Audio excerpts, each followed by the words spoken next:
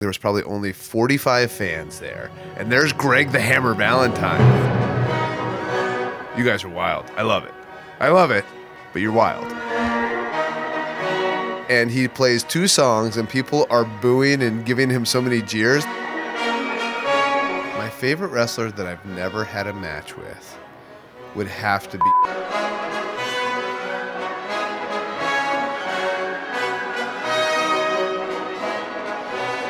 Hi, I'm Bryan Danielson, and these are my firsts on Virgin Radio.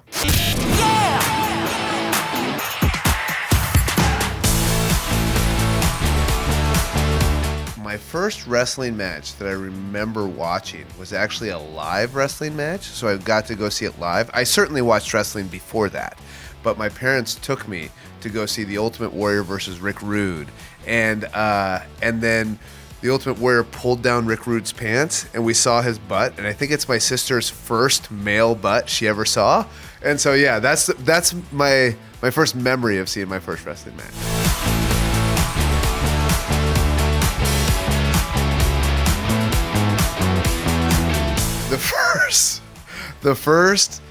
My first album that I ever bought was Green Day Dookie.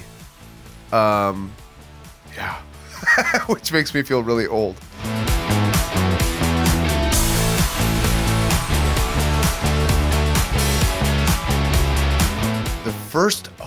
My first wrestling superstar that I ever met was Greg the Hammer Valentine, and it was at an independent show that was probably about 2 hours from my house where I grew up. Me and my buddy Skyler, we went to go see him, and he came to the ring. There was probably only 45 fans there, and there's Greg the Hammer Valentine. And we shake his hands and we're like, "Can we have an autograph? Can we have an autograph?" And he said, "Yeah, sure, kid, after the show." And then we wait outside after the show, and he comes out, and we're like, "Greg, you said you'd give us an autograph," and he just pretends he never even heard us, and then walks right on past.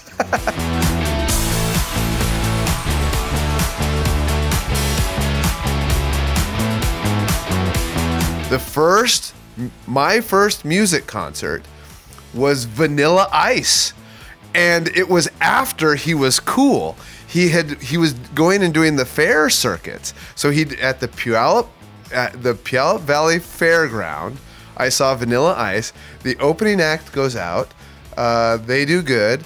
Vanilla Ice comes out, and he plays 2 songs, and people are booing and giving him so many jeers that he ends up just walking off stage and quitting his set after 2 songs.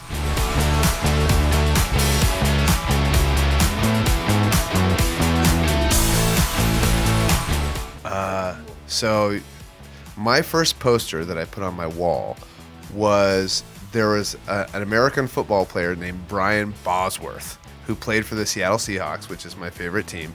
And Brian Bosworth was this huge college football star, and they expected him to do great things in the NFL, and he played for my favorite team, and his name was Brian, and my name's Brian, and I thought it was awesome, and it said the land of Boz, like Brian Bosworth, and it turns out he never played very well in the NFL. But I had that poster up on my wall for years.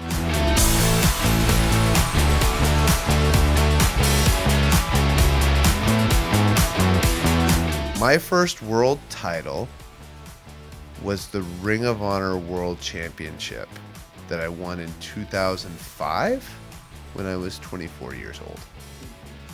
I beat Jamie Noble, who was at the time called James Gibson, and he's been a mainstay in WWE for years.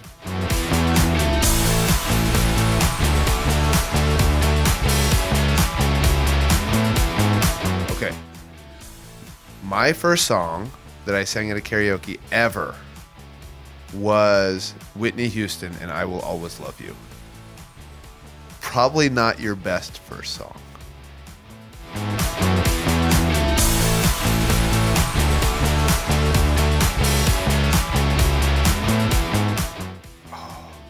My favorite wrestler that I've never had a match with would have to be Shawn Michaels, because Shawn Michaels is, like, he actually trained me, but by the time that he trained me, he had kind of retired, but then he came back and I never got a chance to wrestle him. And then by the time I got to WWE again, he had retired again. So I was just like,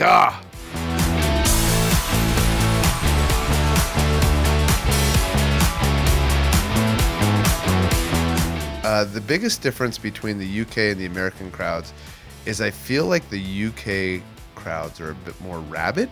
Like they,